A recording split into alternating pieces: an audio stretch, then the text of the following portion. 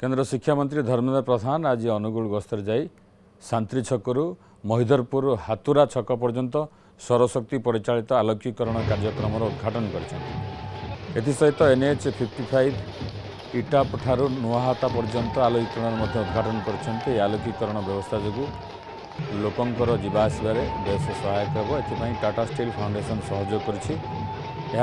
केन्द्रमंत्री कणिया टिकिरा नदी उपर एक ब्रिज उद्घाटन करने सहित कणिया प्रजामंडल भवन भूमि पूजन कर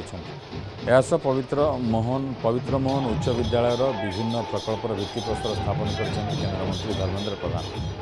पवित्र मोहन प्रधान प्रतिमूर्ति में केन्द्रमंत्री माल्यार्पण करने पवित्र मोहन उच्च विद्यालय छात्र छात्री कथबार्ता होते स्मार्ट क्लासरूम आ मध्याह्न भोजन विषय में केन्द्रमंत्री बुझा सह मातृभाषा ओडिया अध्ययन करने को परामर्श देते।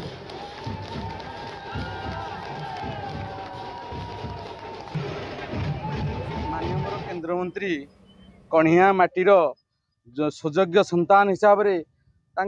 आम जाना भितर बापांकर एठी जो MP थिला समय जो भाया कार्यक्रम करुले से भाया आज